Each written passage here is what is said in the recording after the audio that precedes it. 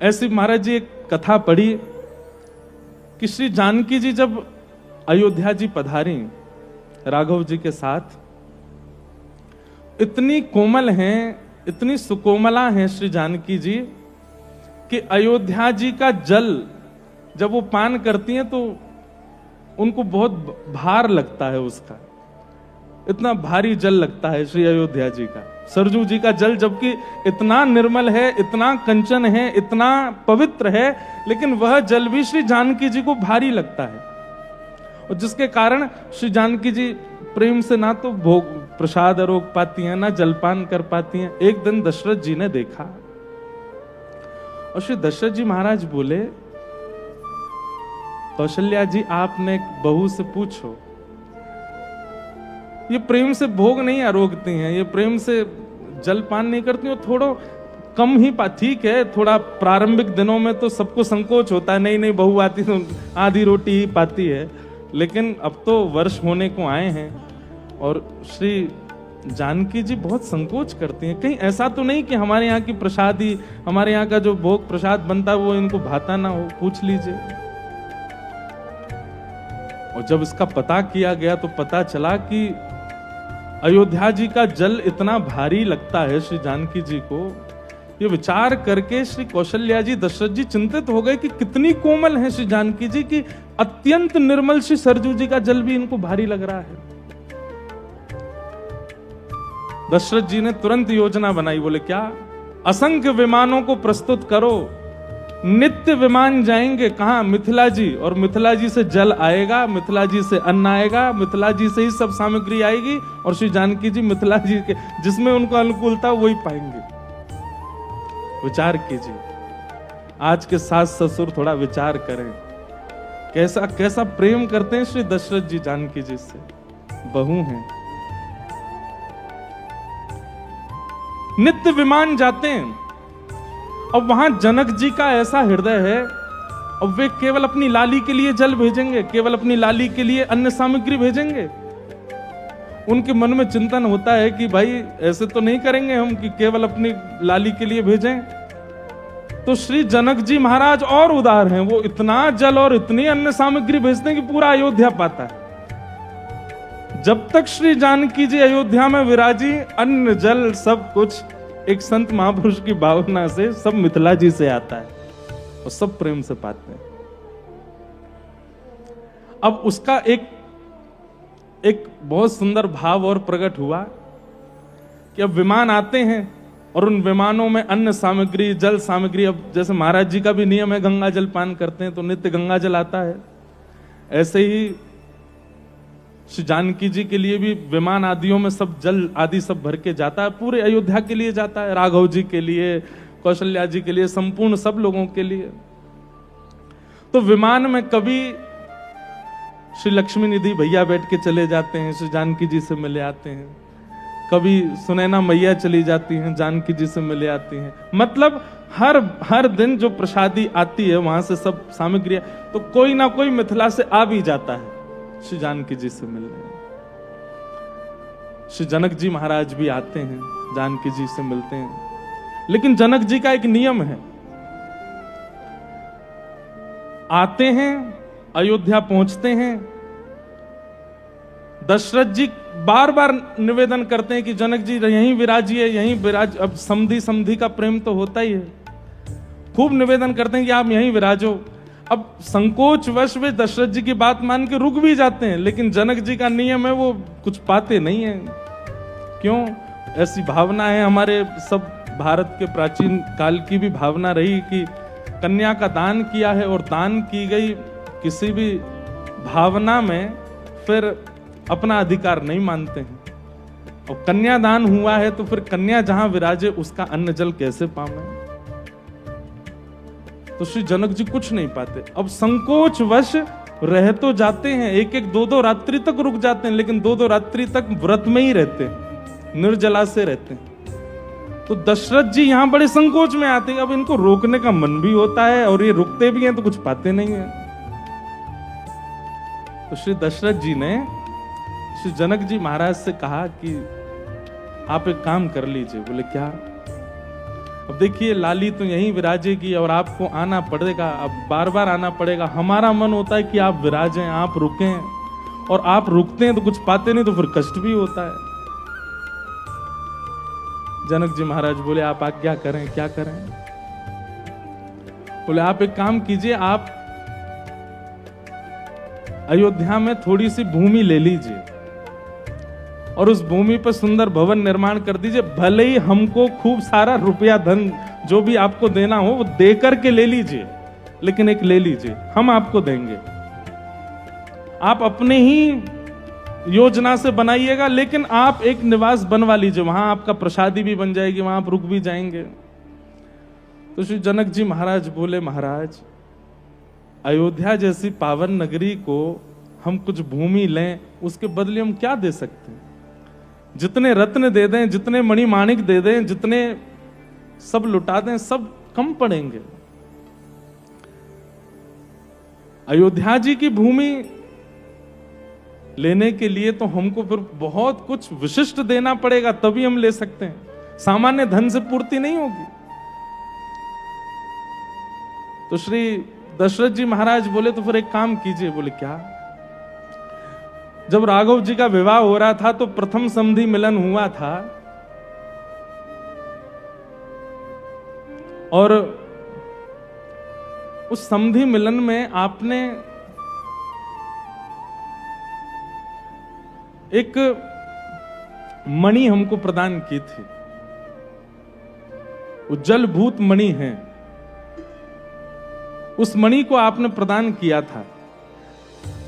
बोले जी जी महाराज जी, हमने वो मणि आपको प्रदान की थी। बोले वो मणि इतनी सुंदर थी, इतनी सुंदर थी कि उस पर सब रीझ गए।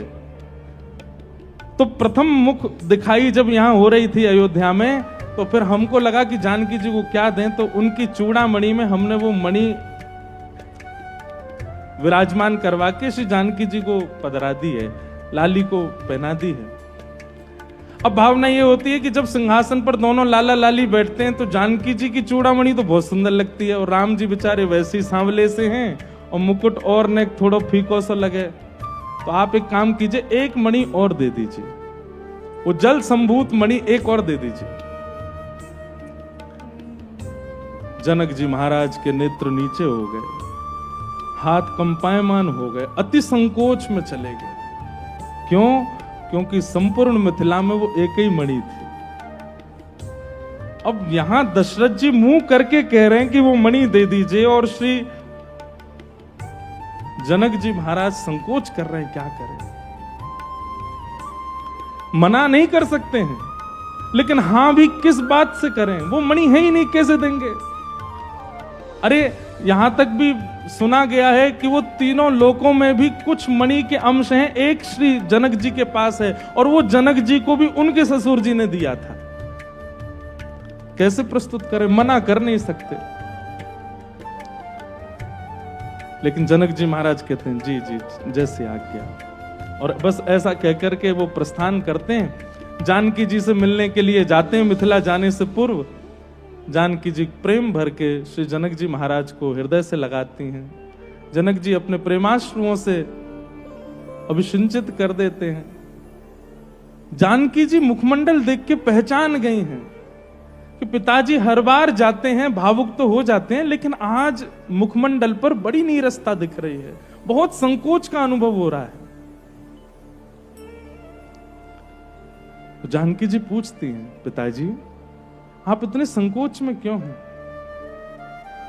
पहले तो जनक जी बताते नहीं, कुछ नहीं बिटिया, सब मंगल है, तुम प्रेम से विराजो, हम चलते हैं, और अगली बार मैया आएंगी, भैया को भी भेज देंगे, हाँ हम भी आएंगे, जल्दी आएंगे, ऐसा कह करके बात टालने लगे। लेकिन जानकी जी लाली हैं, और भैया एक बात तो माननी पड़ेगी, हम भी 3 बहनन के बाद पुत्र हैं। पुत्री का जो प्रेम पिता के प्रति होता है ना, कई बार वो पुत्र का नहीं होता, पुत्र का होता है, पर जैसे पुत्र का प्रेम कैसा है कि वो पिताजी का ध्यान रखेगा, संकोच में ज्यादा कुछ कहेगा नहीं, लेकिन पुत्री वो पिता के भाव आव, मतलब जैसे महाराज जी उत्तम चिंतितः कुर्यात्, जो एक श्रेष्ठ संतान का नियम बताया गया है कि जो मुखमंडल की आभा देख करके पहचान जाए, ये लक्षण तो पुत्रियों में ही होता है, पुत्रों में नहीं होता है। जानकी जी हाथ पकड़ लेती हैं जनक जी का, पिताजी आप ऐसे नहीं जाएंगे, कृपा करके मुझे बताइए कि आपके कष्ट का कारण क्या है। तब जनक जी महाराज बताते हैं, बोले कि सब बात बताई। श्री दशरथ जी महाराज ने कहा है कि आप भूमि ले लीजिए, उसके बदले हमको एक मणि दे दीजिए, जल संभूत मणि, जो तुम्हारी चूड़ामणि में विराजमान है वो राघव जी के मुकुट में विराजमान कर। लेकिन लाली ये मणि तो एक ही थी हमारे पास, अब कैसे दें, मना कर नहीं सकते। लेकिन तुम बिल्कुल चिंता मत करना, तुम्हारी माँ मुझे बता रही थी उनके पास शायद है, मैं व्यवस्था करूंगा। अब वहां कहीं जानकी जी चिंता में नहीं आ जाएं। जनक जी महाराज ऐसा कहकर के वहां से प्रस्थान कर गए। श्री जानकी जी अत्यंत शोक में हैं, क्योंकि पिताजी ऐसे भाव से गए हैं। अब सखीन को काम कहा है कि वे अपनी स्वामिनी के मुखमंडल को देख के वे समझ जाती हैं कि इनकी स्थिति क्या है। श्री चंद्रकला महारानी जी जैसे ही आई और जानकी जी के मुखमंडल को देखा, जानकी जी से पूछा क्या बात है। अत्यंत संकोच में श्री जानकी जी बताती हैं कि जल संभूत मणि की याचना की है दशरथ जी महाराज ने, और श्री पिताजी के पास मुझे इतना याद है वो एक ही थी, अब वो कैसे उसको मना भी नहीं कर सकते। चंद्रकला जी बोली कितनी मणि मांगी है? बोले एक मणि मांगी है। हे स्वामिनी जी आप इतनी चिंता कर रही हैं, केवल एक मणि के लिए इतनी चिंतित हो रही हैं, आप आज्ञा कीजिए बस। बोले आज्ञा तो मैं क्या करूं, पर वो जल संभूत मणि आएगी कहां से? बोले आप तो बस कह दीजिए, आज्ञा करिए, वो कैसे आएगी, कहां से आएगी, कितनी आएगी, वो जिम्मेवारी हमारी, आपको उसके आगे कुछ विचार नहीं करना है। बोले पिताजी का शोक अगर दूर हो जाए उससे तो आप कुछ लीला करो। इतने में ही श्री चंद्रकला जी नेत्र बंद करके बैठती हैं और ध्यान लगा करके जो मणियां जहां से प्रकट होती हैं वहां के जो अधिष्ठाता कुबेर हैं, कुबेर को तुरंत आज्ञा करती हैं, हमारी आज्ञा है श्री जानकी जी के मुखमंडल पर पिछले कुछ क्षणों से संकोच दृष्टि गोचर हो रहा है, ये संकोच हम और सह नहीं पाएंगी। कहीं संकोच के कारण नेत्रों से अश्रुबिंद प्रकट हो गए, पृथ्वी रसातल में चली जाएगी। हे कुबेर महाराज हमारी आज्ञा मानिए। बोले क्या? इसी वक्त श्री मिथिला के कंचन वन में जिस एक सिद्ध लता के नीचे श्री जानकी जी बैठती हैं, वहां असंख्य जल संभूत मणियों को प्रकट कर दीजिए। कुबेर महाराज प्रकट हो गए। बोले जल संभूत मणि को प्रकट करना मेरी सामर्थ्य में नहीं है। तो चंद्रकला जी कहती है हमें नहीं पता, जिसकी सामर्थ्य में उससे जाके बात कीजिए। वहां असंख्य मणियां प्रकट कर दीजिए। महाराज समस्त देवी देवता मंडल हिला दिए श्री चंद्रकला जी ने, जाइए लग जाइए मणियों को प्रकट कीजिए।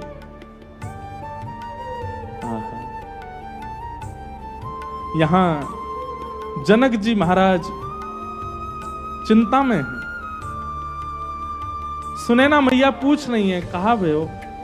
श्री जनक जी महाराज बताते हैं पूरा वृत्तांत। तभी कंचन वन आदियों में जो माली काम करते हैं, जो वहां की देखरेख करते हैं, एक माली भ्रमण करते करते गया और जैसे सब वहां रख रखाव कर रहे थे बगीचे की, तभी उसको चमकती हुई एक मणि दिखाई दी। उस मणि को तुरंत उठाया। त्रेता युग के लोग हैं, वो कोई ऐसे थोड़ी जेब में धर ले, तुरंत लेकर के पहुंच गए और श्री जनक जी महाराज के पास जाके कहा भगवान, श्री कंचन वन में जिस विशेष लता के नीचे श्री जानकी जी विराजती हैं, उस विशेष लता के नीचे चमकता हुआ कुछ वस्तु मिली, आप देख लेंगे क्या है। जनक जी महाराज ने जैसी दृष्टि डाली, वो तो जल संभूत मणि है। तुरंत लेकर के बोले कहां से आई? बोले कि वहां थी, हमें लेके चलो। लेकर के गए, जाकर के देखा कहां मिली थी? बोले यहां मिली। बोले थोड़ा रज हटाओ यहां से। रज हटाई तो 2-4 और मिली। महाराज खुदाई प्रारंभ कर दी, अंदर मानो जैसे मिट्टी है ही नहीं, रज है ही नहीं, कुछ और है ही नहीं, केवल मणियों से ही संचित है संपूर्ण कंचन वन की धरती। जनक जी महाराज आनंदित हो गए।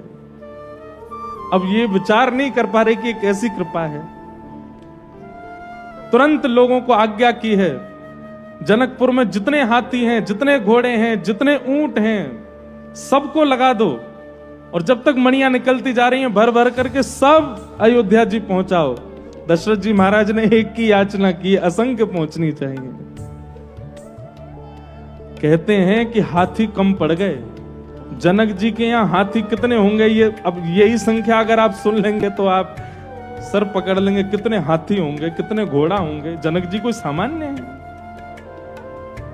असंख्य हाथी हैं, असंख्य घोड़े हैं, वे भी कम पड़ गए। मणियां निकलती जा रही हैं। कुछ हजार लोग तो केवल इसी सेवा में लिखें कि खदान प्रकट हुई है, वहां से मणि निकालो, और मणि का एक कण भी जनकपुर में नहीं रहना चाहिए, सब पहुंचा दो अयोध्या।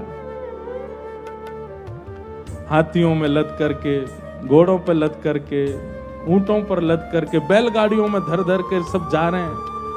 कहां तक कहें, विमानों को सेवा में लगा दिया। जिन विमानों में अन्न जल की सेवा जाती है जानकी जी के लिए, उनमें भी मणियों को रख रख के भिजवा रहे हैं। यहां ब्रह्म मुहूर्त का समय, सुबह सुबह श्री दशरथ जी महाराज स्नान आदि करके संध्या वंदन करने के बाद सूर्य अर्घ देने के लिए अपने अपने द्वार पर आए हैं, अपने कक्ष के द्वार पर आए हैं, खिड़की पर आए हैं। सुबह सुबह का समय है, थोड़े थोड़े सूर्य उदय एक विशेष पर्वत के पीछे से हो रहे हैं। यहां पर जैसे ही आप अर्घ देने लगे, अर्घ देते ही आपको अनुभव हुआ कि एक तरफ से दूसरे सूर्य उदय हो रहे हैं। तभी आप देखते हैं और देख करके आश्चर्यचकित हो जाते हैं कि ये सूर्य कहां से प्रकट हो रहे हैं, और ये सूर्य तो धीमी गति से ऊपर की ओर आ रहे हैं, और यहां का जो सूर्य है वो इनसे भी विशिष्ट रूप से और बड़ी द्रुत गति से आकाश की ओर चल रहा है। आपने तुरंत अपने सेना को भेजा, बोले देख कर के आओ ये क्या हो रहा है, ये कोई ब्रह्मास्त्र तो नहीं छोड़ दिया, कोई विशेष अस्त्र तो नहीं छोड़ा गया अयोध्या जी के ऊपर। दौड़ करके सब सैनिक गए, और जब जाकर के वहां देखा है,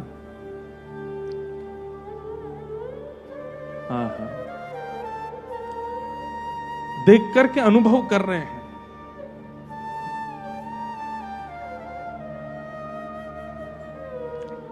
महाराज जी, जो सूर्य की सूक्ष्म किरण है, वो किरण मणियों पर पड़ रही है, और वो मणियां सूर्य के भांति चमक रही हैं। सैनिकों ने वापस आकर के सब दशरथ जी महाराज को बताया। बोले महाराज जी, वो कोई अस्त्र नहीं है, कोई शस्त्र नहीं है, कोई सूर्य भी नहीं है।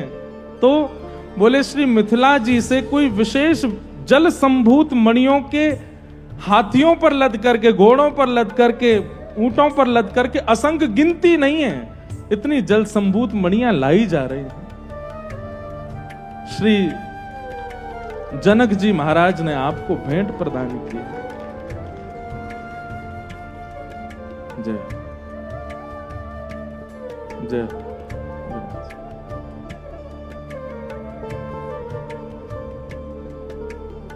सब मणियां प्रस्तुत हो रही हैं।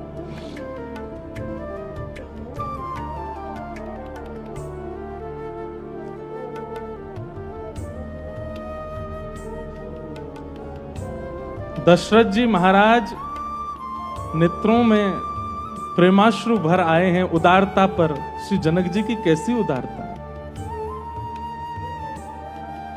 कहते हैं कि अयोध्या जी में जगह नहीं है हाथियों को खड़े करने की। इतने हाथी हैं, इतने ऊंट हैं, इतने घोड़े हैं, इतने विमान हैं। कहते जा रहे हैं क्या करें, इतनी मणि का करें क्या? कहते जाओ। यहां पहली पाड़ी जो आई है मणियां लेकर के, उसी को ही व्यवस्थित नहीं कर पाए श्री दशरथ जी महाराज। शाम तक दूसरी पाड़ी फिर आ गई है मणियां लेकर के। दशरथ जी महाराज जानकी जी के पास जाते हैं और कहते हैं कि मैं परम सौभाग्यशाली हूं। क्यों? ऐसे श्री जनक महाराज जी की सुपुत्री मेरे घर आई, और ये शब्द सुनकर के जानकी जी को जो सुख मिला है, जो आनंद हुआ है, जो प्रसन्नता हुई है, क्या किया होगा जानकी जी ने, बताओ। तुरंत दौड़ करके गई हैं और निकुंज में बैठी हुई श्री चंद्रकला सखी को अपने अंक में भर लिया, और अंक में भर के कहती हैं, धन्य है चंद्रकला, तुम मुझे प्राणों से भी ज्यादा प्रिय हो। चाहे प्रियतम की संदर्भ की बात हो, चाहे निकुंज लीला की बात हो, चाहे कुंज में प्रकट लीला की बात हो, हर स्थिति में मेरा चिंतन करने वाली चंद्रकला, तुम मुझे प्राणों से भी अति प्रिय हो। ऐसा क्या किया आपने, इतनी मणि आ गई? बोले कुबेर जी लगाए थे काम पे, सब देवता मंडल सब लगा दिए थे कि हमारी जानकी जी के मुखमंडल पर बिल्कुल भी संकोच हम सह ही नहीं सकते। ऐसी चंद्रकला जी श्री अग्रदेवाचार्य जी के रूप में प्रकट भई। हम आपको कितना कहते जाएं और आप कितना सुनते जाएंगे। श्री जिस स्थान पर आप बैठे हैं, जिन महापुरुष के स्थान पर आप बैठे हैं, और महाराज जी हमें तो इच्छा होती है कि आपके चरण में खूब बार बार वंदन करें। आप प्रकट में कहने वाली कोई बात नहीं है, लेकिन इस स्थान पर कहा जा सकता है। आप प्रत्यक्ष रूप में हमें महाराज जी के रूप में दिख रहे हैं, संत वेश में दिख रहे हैं, पर निज रूप हम जानते हैं कि आप कौन हैं। आप साक्षात श्री जानकी जी की अति प्रिय सखी हैं, और संभवतः श्री चंद्रकला जी हमारे सन्मुख विराजमान हैं। उस समय चंद्रकला जी ने मणि पर्वत प्रकट कर दिया। आज पूज्य महाराज जी ने प्रेम का पर्वत, ग्रंथों का पर्वत, ज्ञान का पर्वत श्री जानकी जी नाथ जी के सन्मुख प्रकट किया। तो फिर हुआ क्या, मणि इतनी आ गई कि श्री दशरथ जी ने अपने पूरे भवन में लगवा दी, सब जगह। जानकी जी का पूरे कनक भवन में मड़वा दी। अब पहले तो रघुनाथ जी के मुकुट में लगनी थी, अब तो सबके मुकुट में जल संबूत मणि है। सब जल संबूत मणि लेकर के घूमते हैं, तब भी मणि कम नहीं हो रही है। तो फिर क्या करें? बोले मणि का एक पर्वत बनवाया, और उस पर्वत पर सब सखियों ने जाके सुंदर हिंडोला लगाया। आज भी श्री अयोध्या जी में मणि पर्वत पर सब ठाकुर जाते हैं, और वहां जाकर के विशेष झूला उत्सव होता है ठाकुर जी का, वही झूला झूलते हैं। आज भी श्री मणि पर्वत जी का हिंडोला पूरी अयोध्या में प्रसिद्ध है, और हमने सुना है कि जितने ठाकुर हैं श्री अयोध्या जी के सब जाते हैं, वो सब जाकर के वहां झूला झूलते हैं। और इस लीला को प्रकट करने वाली हमारी श्री चंद्रकला देवी जी, श्री अग्रदेवाचार्य जी महाराज।